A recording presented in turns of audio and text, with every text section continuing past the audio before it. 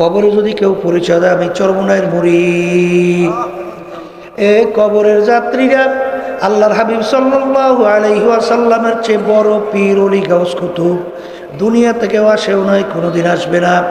আল্লাহ রসুল দুনিয়ায় থাকা অবস্থায় তার কলিজার টুকরা সন্তান ফাতেমা রাদিয়াল্লাহু তাআলা আনহা তাকে ইঙ্গিত করে বলছিলেন, ইয়া ফাতেমা তুনকিজি নাফসাকি মিনান নার, ও ফাতেমা রে, দুনিয়া থাকা অবস্থায় নিজে আমল করো, জাহান্নামের আগুন থেকে বাঁচো। ফাতেমা যদি কবরে এই পরিচয় দাও, আমি আখিরি জামানার নবীর মেয়ে। আল্লাহ রাসূল সাল্লাল্লাহু আলাইহি ওয়াসাল্লাম বলেন, ও ফাতেমা, কবরে এই পরিচয় কোনো কাজ হবে না। এই কবরের যাত্রীরা ফাতেমা রাদিয়াল্লাহু তাআলা আনহা ইন্তেকালের পরে কবর দাফন করার পরে আবু যর গেফারি রাদিয়াল্লাহু তাআলা আনহু কবরকে লক্ষ্য করে বলছিল, কবরে মাটি সাবধান, বেয়াদবি করিও না। তোমার গর্বে কাকে রাখছি জানো? হাসান হুসাইনের আম্মাকে রাখলাম, আরি কাররামাল্লাহু ওয়াজহু তার স্ত্রীকে রাখলাম, সরদারে দো জাহান মুহাম্মাদুর রাসূলুল্লাহ সাল্লাল্লাহু আলাইহি ওয়াসাল্লাম তার কলিজার টুকরা সন্তান ফাতেমাকে তোমার গর্বে রাখলাম। ও কবর মাটি সাবধান, বেয়াদবি করিও না। মালিকের হুকুমে কবরের মাটির জবান খুইলা গেল। কবর মাটি ডাক দিয়া বলে, আবু যর গেফারি, আমার কাছে কার মেয়ে, কার সন্তান, আরে কার কি, কোন বংশের পীর না মুরিদ, এই পরিচয় আমার কাছে কোনো কাজ হবে না। যে আমার কাছে ভালো আমল নিয়ে আসবে সেই একমাত্র আমার কাছে ভালো ব্যবহার পাবে। খারাপ আমল নিয়ে যদি আমার গর্বে আসে, আমি কবরে মাটি দুই পাশ থেকে এমনভাবে চাপ মারব, এক পাজরে হাড্ডি অন্য পাজরের মধ্যে মিশাইয়া দেব। আমার কাছে কোনো খাতির হবে না। এই জন্য আমার বাজানদেরকে বলবো, পর্দা আলে মা বোনদেরকে বলবো, দিন কিন্তু পরিপূর্ণ, দিনের ভিতরে পুরা ঢোকার জন্য আল্লাহ তোমাকে আমাকে হুকুম করছেন। বাজার আল্লাহর হাবিবের মৌলিক 4টা কাজ ছিল। বাজার 4টা কাজ তোমার আমার ভিতরে একেবারে পুরোপুরি থাকা লাগবে। 1 নম্বর কাজ হলো দাওয়াত, 2 নম্বর কাজ হলো তালিম, 3 নম্বর কাজ হলো তাজকিয়া নফস, 4 নম্বর কাজ হলো জিহাদ। এক শ্রেণী আমার নেকিরও কিন্তু একটা ভিন্ন বাজার আছে। এই বাজারটা চালু হবে, দুনিয়াতে চিরতরে চক্ষু বন্ধ, নেকির বাজার চালু। তখন একটা নেকির কত মূল্য, যার ঠেকা বাজবে সেই একমাত্র বুঝবে যে একটা নেকি কত প্রয়োজন। কারণ আল্লাহ রাব্বুল আলামিন কোরআনুল কারীমের ভিতর কি বলছেন? ফামান ইয়ামাল মিসকালা যাররাতিন খায়রান ইয়ারা ওয়া মান ইয়ামাল মিসকালা যাররাতিন শাররান ইয়ারা। যারা পরিমাণ নেকি থাকবে ফল তুমি পাবা, যারা পরিমাণ যদি তোমার গুনাহও থাকে ফল তোমার ভোগ করতে হবে। আমি বলছি না, আল্লাহ বলছে। তাহলে একটা নেকির বিনিময়ে জাহান্নামের শিকল হাতে পায়ে কিয়ামতের ময়দানে লাগতে পারে না? পারে। সারা কিয়ামতের ময়দানে ঘুরিয়া একটা নেকি সংগ্রহের কোনো সুযোগ আছে? বলে নাই। কেন? আল্লাহ রাব্বুল আলামিন কোরআনুল কারীমের ভিতরে বলছেন, এত ভয়াবহ হবে কিয়ামতের ময়দানটা। ইয়াউমা ইয়াফিরুল মারউ মিন আখিহি ওয়া উম্মিহি ওয়া আবিহি ওয়া সাহিবাতিহি ওয়া বানিহি লিকুল্লি ইমরিইন মিনহুম ইয়াউমা ইযিন শা'নুন ইউগনি। মা পর্যন্ত সন্তান থেকে ভাইগে যাবে। পরিচয় তো দেওয়া দূরের কথা, আমি বলছি না, আল্লাহ বলছে। তাহলে মা যদি সন্তান থেকে ভাগে, তাহলে ওই কিয়ামতের ময়দানে যারা নেকির ঠেকা বাঁচবে সংগ্রহের কোনো সুযোগ আছে? আসতে কয় আছে? নেকি সংগ্রহের জায়গা কোথায় বলেন? দুনিয়াতে। আবার বলেন কোথায়? যারা মাহফিলে আসছে নিয়াত যাদের সহি, একটা দুইটা না, আল্লাহ কবুল করলে লক্ষ লক্ষ নেকি আমল নামায় দান করবে। এই মাইকেলারা ওই হরেনটা সোজাসুজি ওদিকে ফিরিয়ে দাও, এই হরেনটা এবং ওই হরেনটা সোজাসুজি মাঠের দিকে ফিরিয়ে দাও। আল্লাহ, যেই কথা বলতে চাইছিলাম, এখন এই বিশ্বাসটা কে করবে, গুরুত্ব কে দেবে? কথা ঠিক না ঠিক? বলেন যারা মানুষ, বলেন। আর আবু জাহাল বা সাহেব আবুল আহাব মার্কা, এরা কিন্তু আমাদের কথার কোনো গুরুত্বও দিবে না, আর এই মাহফিল নেকির কোনো গুরুত্বও তাদের কাছে থাকবে না। কথা বলেন। বাজানদেরকে বলবো, মাহফিল বুঝের জন্যে, যারা মানুষ তারা বুঝবে। সুরাতে মানুষ, ভিতরটা আবু জাহাল মার্কা, এরা কিন্তু বুঝবে না। কথা ঠিক কিনা? এই যারা মানুষ তারা চিন্তা করবে, কোরআনুল কারীম নাজিল হলো প্রায় 1500 বছর হয়ে গেছে। এত ইসলামের শত্রু তখনও ছিল, মাঝখানেও গেছে, বর্তমানেও আছে। কোরআনুল কারীমে যে ভুল বের করতে পারছে? এখনো চ্যালেঞ্জের আয়াত কোরআনুল কারীমে নাই। বরঞ্চ যত বৈজ্ঞানিক দার্শনিক কোরআনুল কারীম নিয়ে যারাই রিসার্চ করে দেখে, কোরআনুল কারীমে আল্লাহ যা যা বলছেন হুবাহু 100 ভাগ সব মিলিয়ে যায়। আল্লাহর হাবিব জন্মগ্রহণ করছেন মরুভূমি, মক্কা শরীফ মরুভূমি না? আশেপাশে কোনো পানি আছে? খাল নদী আছে, সাগর আছে। তাই কোরআনুল কারীমের ভিতরে সাগর সম্পর্কে আলোচনা আসছে না? আসছে। কয় আসছে কি আসে নাই? আল্লাহ কোরআনুল কারীমে কি বলছেন? মারাজাল বাহরাইনি ইয়ালতাকিয়ান বাইনাহুমা বারযাখুন লা ইয়াবগিয়ান ফাবিআইয়ি আলাই রাব্বিকুমা তুকাযযিবান। যখন বৈজ্ঞানিকরা সমুদ্র নিয়ে রিসার্চ করছে, দেখে কোরআনুল কারীমের ভিতরে সমুদ্র সম্পর্কে যা বলছে 100 ভাগ সব মিলে গেছে। কথা ঠিক কিনা? কোরআনুল কারীমের ভিতরে সূর্য সম্পর্কে আলোচনা করছে না? বৈজ্ঞানিকরা বর্তমানে সূর্য নিয়ে আবিষ্কার করার পরে দেখে কোরআনুল কারীমের ভিতরে যা বলছে তাই হুবহু মিলে গেছে। আল্লাহ কোরআনুল কারীমে কি বলছেন? আশ-শামসু তাজরি লিমুস্তাকাররিন লাহা। সূর্য তার আপন কক্ষপথে চলমান। এখন বৈজ্ঞানিকরা আবিষ্কার করার পরে দেখে যে আসলে সূর্য তার কক্ষপথে চলে। সুবহানাল্লাহ বলেন না? আল্লাহ রাব্বুল আলামিন কোরআনুল কারীমের ভিতরে বলছেন, আমি যাহা কিছু সৃষ্টি করছি সব জোড়ায় জোড়ায়। কিতে কিতে? এখন অনেকে বলতে, হুজুর সব জোড়ায় জোড়ায়, ধানের মধ্যে আবার জোড়া দেখে। আমি গাড়িতে একদিন যাইতেছি, রাস্তায় দেখি ক্ষেতের ভিতরে ধান লাগাইছে। কিছু ধান দেখি বড়, আবার কিছু ধান দেখি ছোট। আমি জিজ্ঞাসা করি ব্যাপার কি? বলে হুজুর ওই যে বড় ধানগুলো ওগুলো পুরুষ ধান, আর ছোট ধানগুলো হুজুর মহিলা ধান। তাহলে সেখানেও জোড়া আছে না নাই?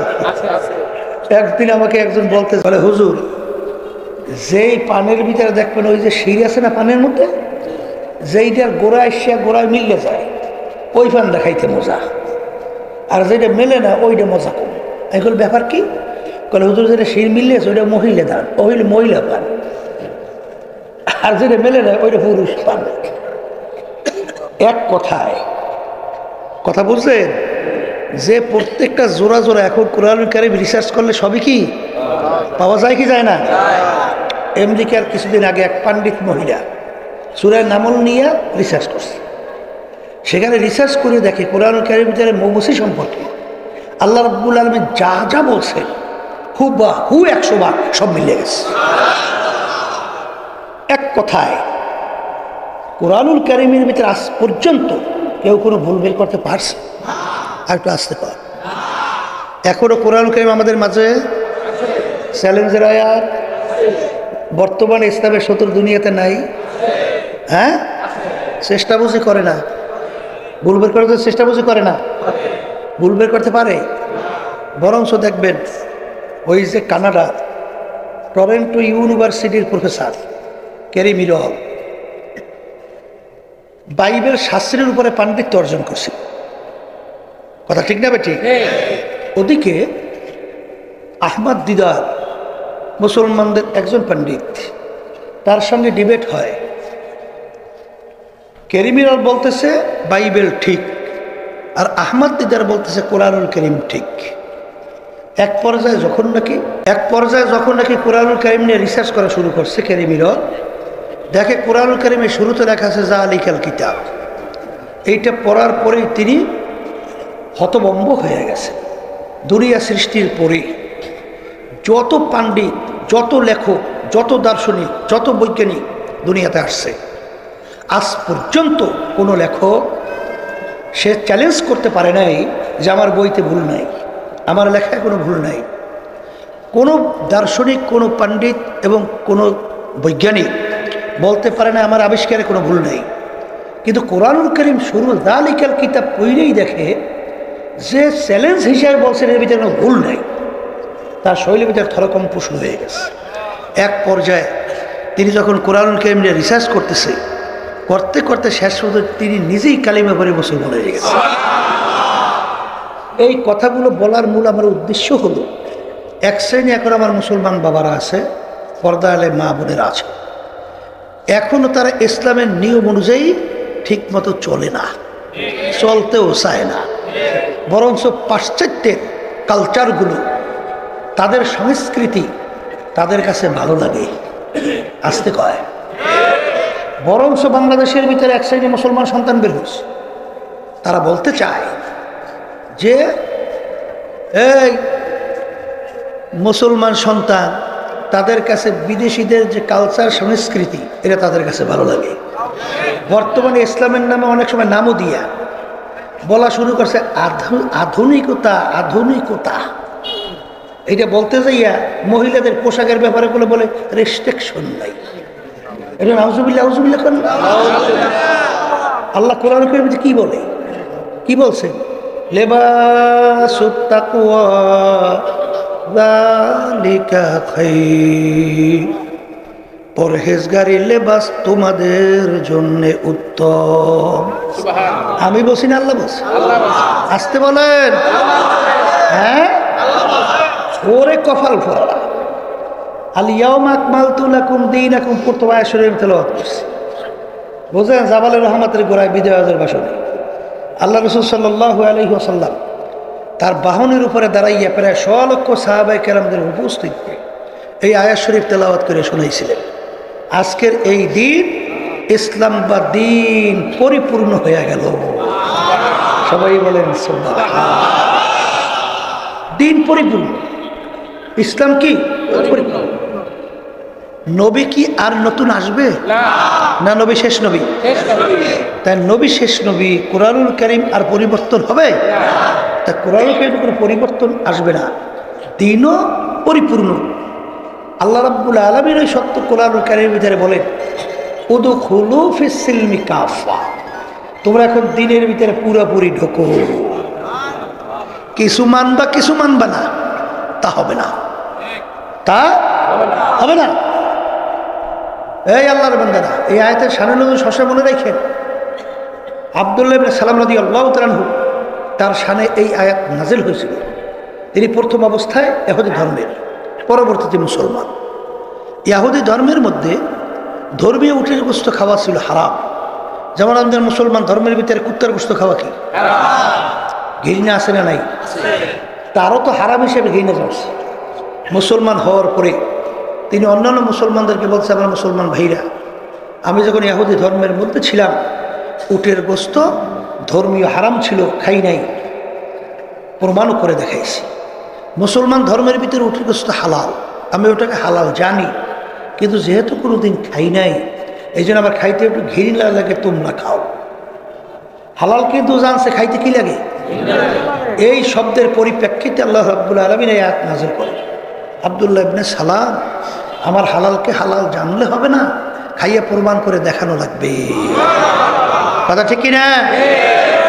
আল্লাহর বান্দারা, আল্লাহ রাসূল সাল্লাল্লাহু আলাইহি ওয়াসাল্লাম দুনিয়াতে আসছিলেন কেন? আল্লাহ রাসূল বলেন, বুইসতু মুআল্লিমান, আল্লাহ আমাকে পাঠাইছে ওস্তাদ হিসাবে। কি হিসাবে? তা ওস্তাদ যদি হয় তার ছাত্র লাগে না? ছাত্র হইল সাহাবায়ে কেরাম। ছাত্র কারা? এই সাহাবায়ে কেরামদের সংখ্যা 100 থেকে প্রায় 1.5 লক্ষের কাছাকাছি। কথা ঠিক কিনা? তা আল্লাহ রাসূল সাল্লাল্লাহু আলাইহি ওয়াসাল্লামকে সরাসরি সাহাবায়ে কেরামদেরকে দিন পুরোপুরি শিক্ষা দিয়েছে। কথা ঠিক না ঠিক? এখন আমার বাজানদেরকে বলবো, এই এক শ্রেণী বর্তমানে আধুনিকতা, পাশ্চাত্যের কালচার, ওরে কফল পোড়ানো। আজকে বিদেশি যে কালচার তোর কাছে ভালো লাগে, ওদি শয়তানের খুশি করো। কথা ঠিক না ঠিক? তারই খুশি করো, শয়তানেরই খুশি করো। বলে তা কেমন? সাহাবায়ে কেরামদের ইতিহাস পড়ে। সাহাবায়ে কেরামদের চরিত্র কি ছিল? তারা সমাজের অবস্থায় নিজেরা পরিবর্তন হইতেন না, সমাজকে পরিবর্তন ঘটাই দিতেন। কথা কয় না? বাদশাহ সাহাবায়ে কেরামদের এক জামাতকে দাওয়াত করছিল। সেই দেশের ভিতরে সবচেয়ে ঘৃণিত কাজ ছিল খাওয়ার পরে প্লেট পরিষ্কার করে খাওয়া। এইটা ছিল সবচেয়ে ঘৃণিত। আছে না এক একটা সমাজে একটা নিয়ম? এখন ইসলামের ভিতরে নিয়ম কি? আসতে কয়। এখন ওই বাদশাহ তো সাহাবায়ে কেরামদের জামাতকে দাওয়াত করছে। দাওয়াত করার পরে সাহাবায়ে কেরামরা কি করবে? প্লেট পরিষ্কার করে খাইবে না? কথা কয় না? সবচেয়ে তো ঘৃণিত কাজও এটা। হ্যাঁ, এখন বাদশাহ বলতেছে সাহাবায়ে কেরামদের যে হুজুর, আমার দেশের ভিতরে সবচেয়ে ঘৃণিত কাজ খাওয়ার পরে প্লেট পরিষ্কার করে খাওয়া। যদি আজকে এই কাজটা আপনারা করেন তাহলে আমি সমাজে মুখ দেখাতে পারবো না। কোন বাদশাও একটা ছোট লোক, দাওয়াতে দেশে ছোট লোক। নাউজুবিল্লাহ। হুজুর আমার সম্মানে আজকে প্লেটটা পরিষ্কার করে খাইয়েন না।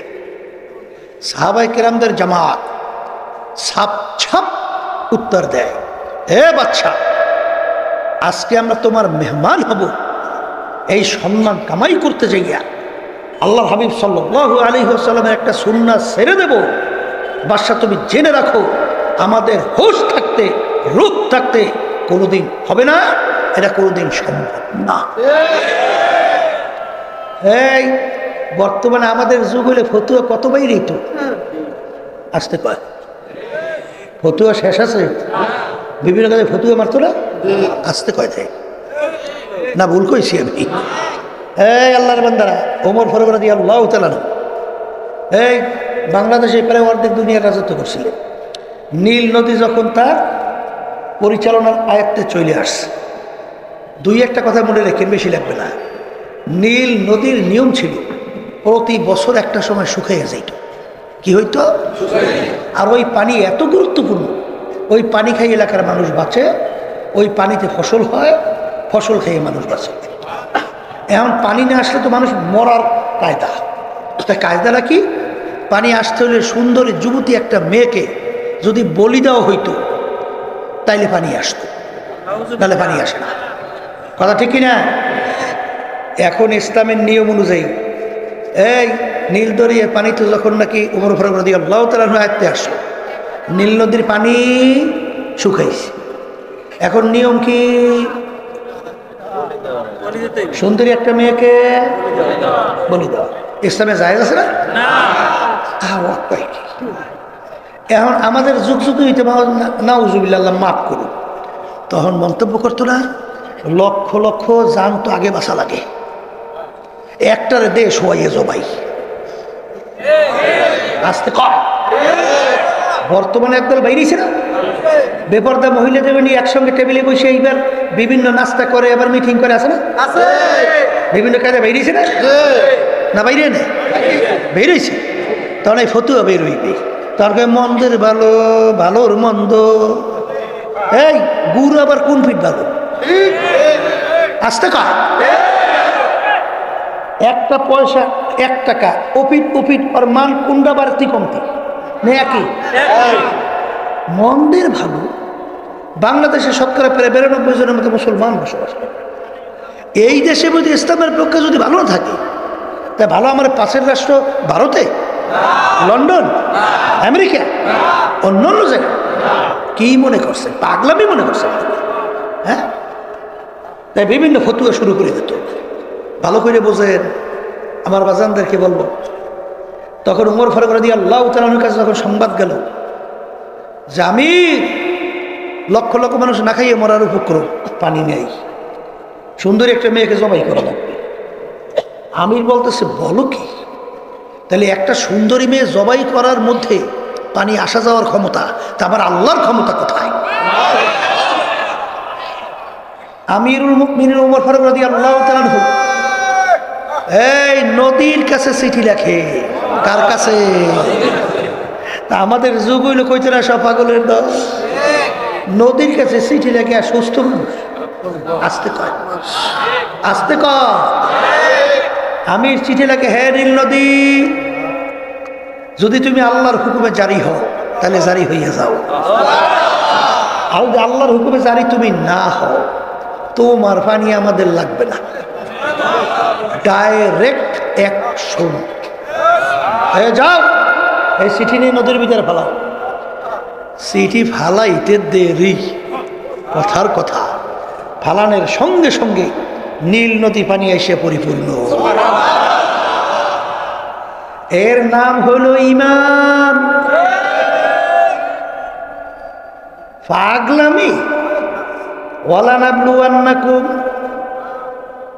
আমার মালিক বলতেছেন অবশ্যই অবশ্যই আমি তোমাদেরকে পরীক্ষা করবই করব। পরীক্ষা পাস না করিয়া বেহেশতে যাওয়ার আশা করে। গ্রামে একটা কথা আছে, স্বপ্নের ভিতরে রুটি পিঠার হাঁসের গোস পেট বইয়া খাইছে। স্বপ্নের ভিতরে হাঁসের রুটি করে পেট বইয়া খাইলে পেট ধরছে?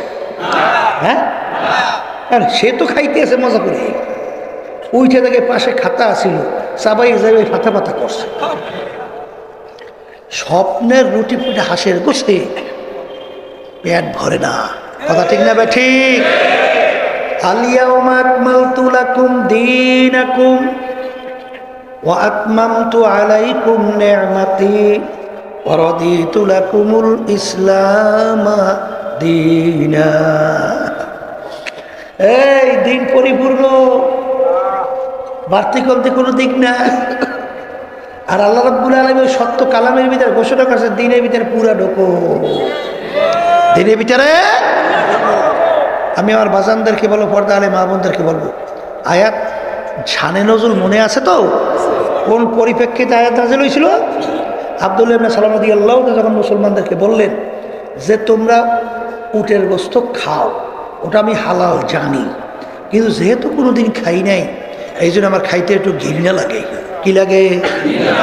এই শব্দের পরিপ্রেক্ষিতে আল্লাহ রাব্বুল আলামিন এই আয়াত নাযিল করে, হে আব্দুল্লাহ ইবনে সালাম, আমার হালালকে হালাল জানলে হবে না, খাইয়া প্রমাণ করে দেখানো লাগবে। এখানে আমরা মানুষ আছি যারা সবাই উটের গোশত খাইছি, আসতে কয়। এখন যদি উটের গোশত না খাইয়া আল্লাহর সামনে হাজিরা দেন, এখন আল্লাহ জিজ্ঞেস করবে না যে উটের গোশত না খাইয়া আসছস কা? আসতে কথা কয় না। কি কারণটা কি? বলে পাইও নাই খাইও নাই, পাইলে কোনো সারাসারি নাই।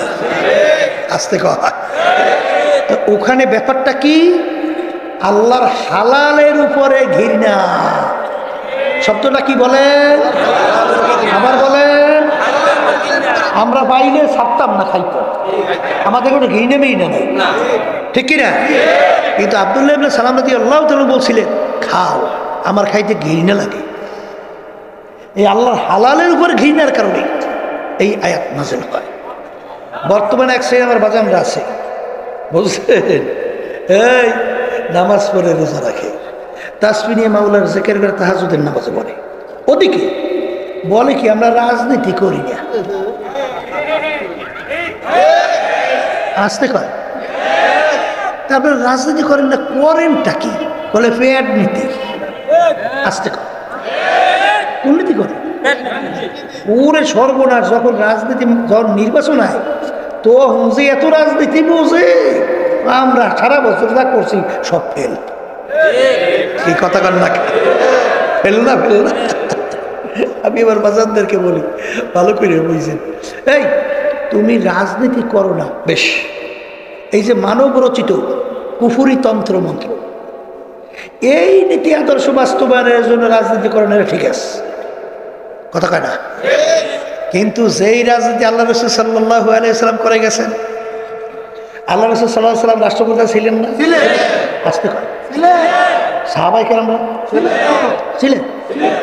তাহলে তুমি যদি বলো যে আমি রাজনীতি করি না, তাহলে তুমি আল্লাহ রাসূল সাল্লাল্লাহু আলাইহি ওয়াসাল্লামের সেই কাজটা অস্বীকার করছো, আল্লাহর সাহাবায়ে কেরামদের কাজটা অস্বীকার করছো। করতেছো কি? করতেছো কি? নামাজ পড়ি, কার হুকুম পালন করি? আল্লাহ কি বলছেন? আকিমুস সালাহ, নামাজ প্রতিষ্ঠা করো, কার হুকুম? আল্লাহ। রোজা রাখি, কার হুকুম পালন করো? আমার মালিক কি কয়? কুতিবা আলাইকুমুস সিয়াম, এই রোজা তোমাদের উপর ফরজ করছে। কিছুদিন পরেই রমজান মাসে রোজা আসতেছে না? আসতে কেন? এই আল্লাহর বান্দারা, আল্লাহ রাসূল সাল্লাল্লাহু আলাইহি ওয়াসাল্লাম সাহাবায়ে কেরামদেরকে নিয়ে রমজান মাস আসার আগে আল্লাহর কাছে দোয়া করতেন। আল্লাহুম্মা বলেন, আল্লাহুম্মা বারিক লানা ফি রজব ওয়া শাবান ওয়া বাল্লিগনা রমাদান। এই দোয়া সবসময় করবেন, এটা সুন্নাত। কথা ঠিক না? ঠিক। রমজান মাস নেক যারা কামাই করতে চান, নেক কামাইয়ের মুখ্যম একটা মাস হলো রমজান মাস। কারণ এই আপনি জোহরের নামাজ ফরজ পড়ছেন, রমজান মাসে একবার যদি জোহরের নামাজ পড়েন, এখন 70 বার যদি আপনি জোহরের ফরজ আদায় করে যেই পরিমাণ সওয়াব পাবেন, রমজানে একবার জোহরের নামাজ ফরজ আদায় করলে সেই পরিমাণ সওয়াব পাবেন। রমজান মাসের মধ্যে এখন আমরা যে ফরজ আদায় করছি, রমজান মাসে একটা সুন্নাত যদি আপনি আদায় করেন, ফরজের সমান সওয়াব আল্লাহ দান করবে। রমজান মাসের ভিতরে এমন একটা রাত্রি আছে, যেই রাত্রি সম্পর্কে আল্লাহ রাব্বুল আলামিন কোরআনুল কারীমে বলছেন, এই খায়রুম মিন আলফি শাহরে, খায়রুম মিন আলফি শাহর, হাজার মাসের চেয়েও উত্তম। সুবহানাল্লাহ। কন্যা 83 বছর 4 মাস হয়, 83 বছর 4 মাস বয়স পর্যন্ত লোকের সংখ্যা কম না? আসতে পারে। 24 ঘন্টা যদি আপনি 83 বছর 4 মাস ইবাদতের ভিতরে লিপ্ত থাকেন, যেই পরিমাণ সওয়াব পাবেন, রমজান মাসে ওই এক রাত্রিতে তার চেয়ে বেশি সওয়াব পাবেন। সেই রাত্রিটা কোন মাসের মধ্যে? আসতে কয় আবার কোন? রমজান মাসে। কথা ঠিক কিনা? এই রমজান মাসের ভিতরে আল্লাহ রাব্বুল আলামিনের দরবারে মাফ চাইতে দেরি, মাফ করতে দেরি নেই। কথা কয় না? রমজান মাসের ভিতরে বিশেষ করে 4টা আমল বেশি করা। কয়টা? 4টা। একটা বলেন কালিমার জিকির বেশি। কোরআনের হাদিসের কথা, কিন্তু কি জিকির? কালিমার।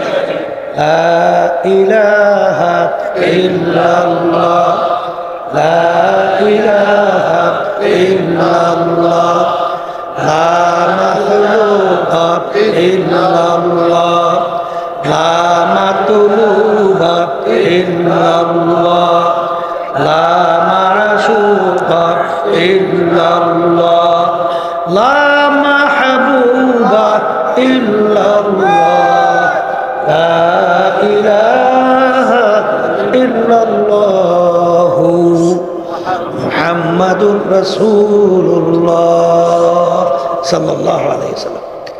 এই জিকির করতে কষ্ট না? আসতে কয় না? ক্ষেতের ভিতরে কাজ করে জবানে করা যায় না? আসতে কয় না? হাঁটতেছেন, জিকির করা যায় না?